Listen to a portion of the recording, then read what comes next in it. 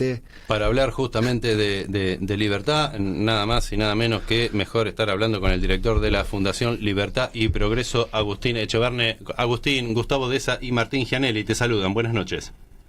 ¿Cómo están? Buenas noches, un gustazo hablar con ustedes. Gracias, Agustín. Sí, creo que la segunda o tercera vez que salís en el programa, ¿no es cierto? Sí. Ahí veníamos hablando de un montón de cosas que pasan y lo que siempre hablamos con Martín, a veces al aire y otras veces no tan al aire, siempre hablamos del Estado argentino, ¿no? Que es gigante y evidentemente es ineficiente. Pero, y esto es lo que me gustaría preguntarte a vos, ¿no? Por sobre todas las cosas, ¿por qué hay países donde el Estado sí es grande y funciona bien? Por ejemplo, Canadá, ¿no? Pagan un montón de impuestos, pero tienen un Estado eficiente y nosotros no lo tenemos. Mira, está muy buena la pregunta, porque hay que comprender que lo que nosotros necesitamos son una serie de temas. El Estado, el tamaño del Estado es uno de los problemas. Por ejemplo, una buena manera de analizar esto es con los índices de libertades económicas, que están hechos por fundaciones que se dedican a analizar las instituciones de cada país. Entonces vos tenés a Canadá y vas a encontrar que Canadá, por ejemplo, tiene un sistema legal y de derechos de propiedad que es de los mejores del mundo. Vas a tomar la moneda de Canadá y vas a ver que es de las mejores del mundo. Vas a encontrar que en cuanto a la libertad de comercio está en los mejores lugares del mundo. Vas a buscar los temas de las regulaciones para las empresas y las regulaciones laborales y está entre las más flexibles del mundo. El tamaño del Estado es grande y por lo tanto los impuestos también. Ahora, si mirás el conjunto, te vas a encontrar que Canadá está en puestos muy altos de libertades económicas. Cuando ponderás todas esas variables, está en el puesto 14. Argentina, en cambio, que tiene un Estado grande pero absolutamente ineficiente, tiene pésimas regulaciones, tiene 70.000 regulaciones muy malas, tenés en la moneda sana, que son los requisitos que también son básicos, estamos en los peores lugares del mundo, ¿no? Y vas mirando tema por tema, y Argentina está mal en todos los temas, y en promedio nos colocan, por ejemplo, en el Fraser Institute, nos colocan en el puesto 161 sobre 165, ¿sí? Entonces, los países libres, los países moderadamente libres, los países moderadamente reprimidos, y después los países reprimidos de la tierra. Y ahí está Argentina y en los últimos puestos. Abajo nuestro, Siria, Zimbabue, Sudán, Venezuela. Hace poco salió en Infobae, me parece, un mapita, estamos en rojo. Economía totalmente cerrada. Absolutamente, economía cerrada, totalmente. La Argentina tiene un sistema que en el fondo es derivado del fascismo, que es el sistema corporativo. Entonces todas las corporaciones creen que tienen derecho a conseguir sus propios privilegios. Entonces es un sistema donde cada vez que hablan de consenso lo que se juntan es a repartir privilegios. Pero cada privilegio de uno implica un costo para los demás. Entonces, cuando vos tenés un sistema donde tenés miles de privilegios, todo el mundo tiene una cosa especial y demás, te vas apartando con cada uno de esos privilegios, te vas apartando de la economía libre y por lo tanto te vas apartando de un sistema que produce bien, que produce de manera justa, porque la libertad produce justicia, ¿no? Por supuesto necesitas una justicia que funcione bien, para que nadie abuse de sus temas. Vos sabés... No, te decía que ahí lo que vos me venías diciendo se me disparaba la pregunta, ¿no? Que el Banco Central, y ahí te la voy cambiando un poco al final, ahora vas a ver por qué, pero el Banco Central y la deuda del Banco Central argentino, obviamente, es decir, la política monetaria y fiscal, terminan siendo un maquillaje, un parche a medidas momentáneas, pero lejos están de solucionar el problema de raíz de la gente. La incógnita es qué medidas se podrían tomar y ahí viene el tema, ¿no? Obviamente las medidas van a ser de bajar el gasto público, la inflación y eso me vas a decir, pero ¿cómo haces para no pagarle el costo político de eso? Mira, yo creo que el costo político va a ser no hacerlo. Imagínate vos, este gobierno no va a poder hacer nada, simplemente está tratando de llegar a terminar. Sí. Lo que está logrando y digamos que Massa y Rubinstein lo que han logrado es mayor crédito, mayor deuda, o sea, siguen endeudando al país para tirar un trimestre más, otro trimestre más, pero el sistema sigue siendo completamente perverso, y justamente a medida que vas incrementando la deuda del Tesoro y la deuda del Banco Central, como mencionabas, Sí. generas una bola de nieve que te va a explotar al próximo tiempo, una bomba de tiempo terrible. Ahora, ¿qué tenés que hacer? Si vos llegás al gobierno el año que viene, una situación harto compleja, con el Tesoro quebrado, que no vas a poder pagar la deuda, con el Banco Central prácticamente quebrado, porque vas a tener que resolver ese problema de esa tremenda deuda que va a crecer, que está creciendo a un ritmo tremendo. y la ANSES quebrada. Entonces, ¿qué vas a hacer? ¿No vas a hacer nada? No podés no hacer nada, porque se te va a incendiar todo. Entonces, la única chance que tiene un gobierno que empiece, una vez que primero ganás las elecciones diciendo que vas a hacer el cambio. Pero ¿cuál cambio? El cambio hacia la libertad. Porque si estamos en el puesto 161 de libertades económicas, lo que vos tenés que proponer es que nos vamos a colocar a Argentina en 6 meses entre los 10 países más libres del mundo. Las consecuencias de hacer eso van a tardar muchos años para ver el resultado positivo, pero las instituciones las tenés que empezar a mejorar el primer día y lo más rápido posible, todas juntas. Las instituciones son moneda sana. Por ejemplo, dolarizás. Sí. Si no querés dolarizar, podés hacer otra reforma monetaria, pero va a tener que ser una reforma monetaria, porque la alternativa para frenar la inflación, la que hizo Sturzenegger, por ejemplo, de metas de inflación y demás, serían 5 años de tasas de interés positivas altísimas, con una inflación que ya está va a estar arriba del 100% anual. Claro. ¿Cuánto vas a poner las tasas para tratar de frenarlas? ¿Cuánto vas a tardar en ir bajando de a poquito la inflación? Es imposible. Tenés que hacer una reforma monetaria que te permita simultáneamente bajar la inflación, las tasas de interés y expandir el crédito y que sea expansivo. Entonces eso no tiene costo político. Ahora, también tiene que haber una seriedad judicial, digo, en las instituciones. Absolutamente, ahí tenemos todo otro problema y ese va a ser mucho más complicado. Sí. Mucho más complicado porque la justicia argentina no funciona bien, precisamente, es uno de los 5 temas fundamentales que tienen que funcionar bien. Y funciona horrible, y tan horrible funciona que el presidente dice que la justicia no funciona, el vicepresidente dice eso, pero la oposición también. O sea, todos están de acuerdo en que la justicia no funciona. Ahora, lo más gracioso es que los peronistas, que son los que nombraron la inmensa mayoría de los jueces de la Argentina, se quejan de la justicia. Son los responsables, son los principales responsables porque han dominado el Senado durante muchísimos años y han tenido una influencia sobre el Consejo de la Magistratura desde que se reformó en el 94 la Constitución. Sí, la reforma de la Constitución. Claro, entonces decir que hablar en contra de la justicia es hablar en contra de ellos mismos, si ellos son los principales responsables de la justicia. Pero ellos son expertos en nunca hacerse cargo. Claro, ese es el tema. Ninguno fue peronista, ninguno estuvo con el otro. Eso va a ser muy complicado porque cuando vino Cambiemos la vez pasada, nosotros propusimos una reforma empezando por el Consejo de la Magistratura. La forma en que se eligen los jueces. Los jueces se eligen de una manera que es lamentablemente muy arbitraria y se mete la política. Entonces, por ejemplo, típicamente les hacen a los jueces, tienen que hacer primero un concurso antecedentes, que ese es bastante transparente, digamos. Después tenés un concurso en un examen. El examen se rumorea por todos lados que se venden las preguntas, o a alguien le dan las preguntas propiamente. Siempre se dijo eso y no sé si será verdad o mentira. Mira, a mí me lo dicen de todos los lados de adentro de la justicia. ¿Sabes? Que te lo dice gente que conocen bien de adentro del tema. Y después tiene una tercera ronda que es las entrevistas. Y típicamente te aparece una persona que está en el puesto 17 y de alguna manera lo meten en la terna. Y después la política deciden que ese es el que entró. ¿Y por qué? Porque hicieron un acuerdo entre los dos bloques más grandes, obviamente, y entonces uno para vos, uno para mí y demás. Y así es como han ido deteriorando la justicia en una buena medida. No en todas partes, sigue habiendo jueces buenos, yo no digo que sea todo malo, ¿no? Tampoco no hay que exagerar. Pero la realidad es que los argentinos no confiamos en nuestro sistema judicial.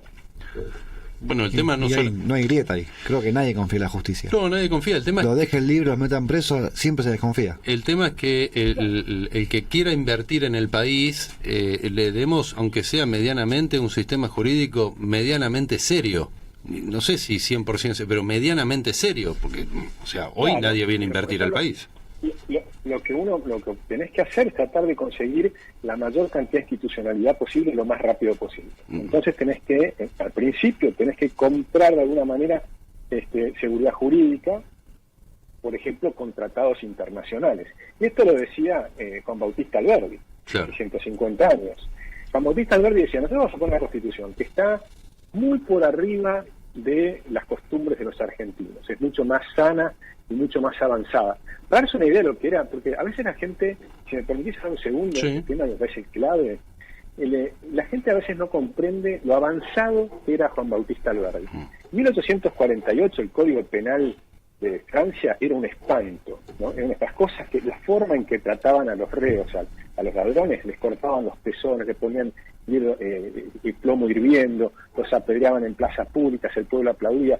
Era un espanto totalmente retrógrado, 1848. Nuestra constitución la escribió Alberdi 4 años después. Se implementó en el 1853. En Estados Unidos había esclavitud y todavía varios años más tarde empezó la guerra para liberar a los esclavos. En ese mundo, Alberdi puso una constitución de avanzada, garantista, donde dice, por ejemplo, la cárcel no es para castigo, es por seguridad. Pues imagínate lo avanzado que tenía el pensamiento este hombre. No tenés que castigar a las personas, pero sí tenés que garantizar la seguridad. Teníamos un sistema que funciona, pero sabía que las costumbres argentinas estaban muy lejos. Entonces, ¿qué decía él? Miren, si permitimos que las costumbres vayan destruyendo la Constitución, vamos a fracasar. Entonces, para no fracasar, hagamos tratados internacionales con las principales potencias, que nos obliguen a nosotros mismos a garantizar los derechos de nuestros ciudadanos, el derecho a la libertad, la vida y la propiedad privada. Todos los tratados que hagamos de libertad de comercio, ¿no? De asegurar las inversiones, de, por ejemplo, que el Estado no pueda tocar los depósitos de las personas, porque acá vamos a tener un problema.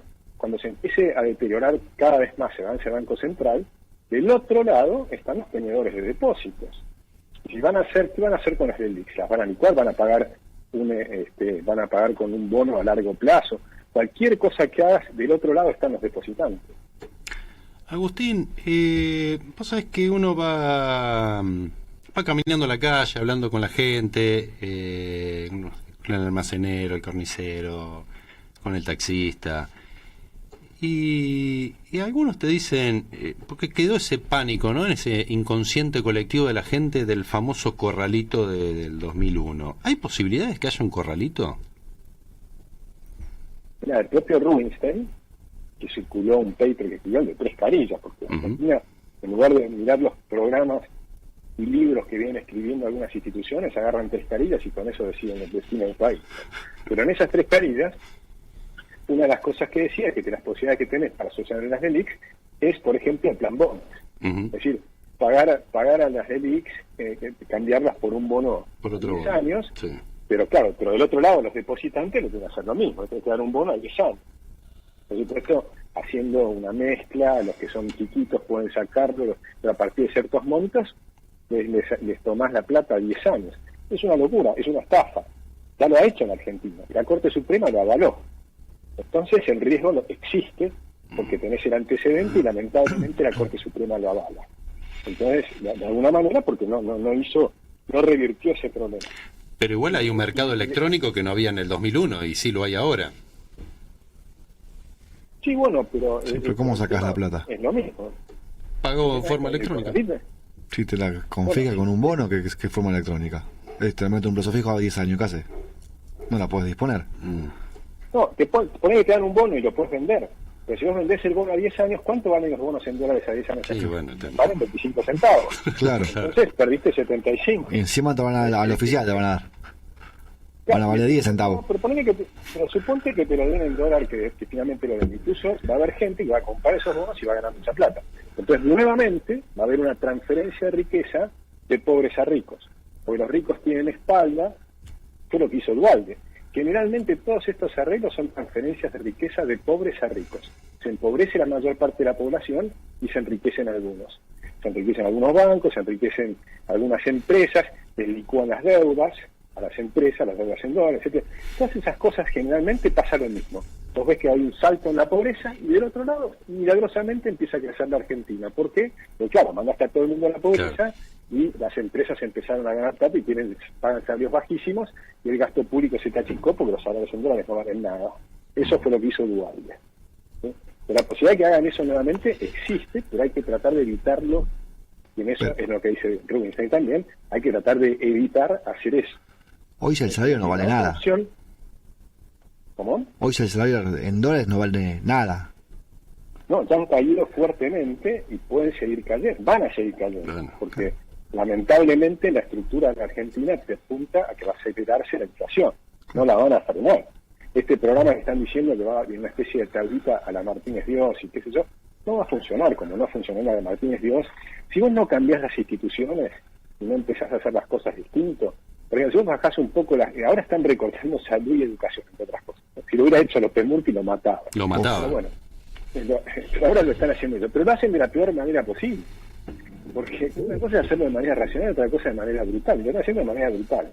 O sea, de manera racional es ver qué es lo que sirve, qué es lo que no sirve, cuál es el maestro que está frente al aula y cuál es la grasa política que tiene la educación metida adentro, por ejemplo. Pero olvídate de la educación, hay que empezar por lo pronto por los propios políticos. O sea, cortarles. Yo me pregunto, ¿por qué tenemos autos y choferes y demás para diputados? ¿Que son privilegiados? ¿Por qué? ¿Quiénes son estos señores? ¿Por qué creen que tienen que ser superior al resto de los mortales? Entonces, Autos, choferes, custodios, por doquier. Aviones, jets y demás. ¿Por qué no andan en avión de línea? ¿Por qué se creen que es una casta privilegiada, llena de privilegios por todos lados? Corten todo eso. Dicen que es poco. Bueno, córtenlo igual. Es el 1% del PIB, bueno, ya es un montón. Entonces, cuando empezás a tomar a nivel nacional, provincial, municipal y demás, empieza a ser un número. A los choferes de los autos, dales el auto con indemnización y que hagan Uber. Y los diputados que usen Uber, que usen taxis, que usen lo que quieran, colectivos, subtes, como cualquier otra persona. Completamente. Totalmente. No Acá se malgastan recursos. Si no, aerolíneas. ¿Cuántos millones nos cuesta aerolíneas? Ni que hablar, Río Turbio. Río Turbio te ingresa el 1%, los ingresos que tiene soporta el 1% de los gastos. Astilleros Río Santiago, un disparate descomunal. Está lleno de cosas así en el Estado. Ya hace muchos años, Pugliese decía, lugar que tocas sale pus. Eso es el Estado argentino. Absolutamente corrupto, podrido por todos lados. Una gran fábrica de pasta. Agustín, para ir cerrando, me gustaría hacerte dos preguntas. La primera es fácil, la segunda vas a suspirar seguramente, pero primero... Adelante. No, la primera, bueno, ¿qué hace la Fundación Libertad y Progreso, en la cual vos sos director? Y la segunda pregunta es, ¿vas a ser candidato? ¿Viste? Vamos por la primera. La primera es más fácil. No, mira, el tema es así. Nosotros tenemos dos objetivos. Uno es tratar de elevar el nivel del debate en Argentina. Uh-huh. Entonces, dejar de insultar, hablar con todo. Nosotros hablamos de los trotskistas, el que sea, y hacemos debates en las universidades, en todos lados, vamos a televisión, donde sea, y planteamos los temas de la manera más sencilla posible para que la gente los entienda. Eso es lo que tratamos de hacer. Ese es el primero. El segundo, elaboramos, estamos terminando de hacer el 5º libro de políticas públicas, justamente para ver cómo se puede mejorar la salud, la educación, la justicia, la seguridad, la economía, la reforma previsional que necesitas porque la ANSES está quebrada. Es decir, vamos haciendo todo y se los damos a todos los que nos permitan tener reuniones, y se lo hemos presentado incluso temas al gobierno actual, que por supuesto no queremos un de pelota. Pero nuestra idea es, somos argentinistas, queremos que a Argentina le vaya bien. Entonces tratamos de llevar estas ideas a todos los partidos y además le damos las planillas de Excel, hagan lo que quieran, cambien lo que les parezca, pero tengan una base para empezar a trabajar.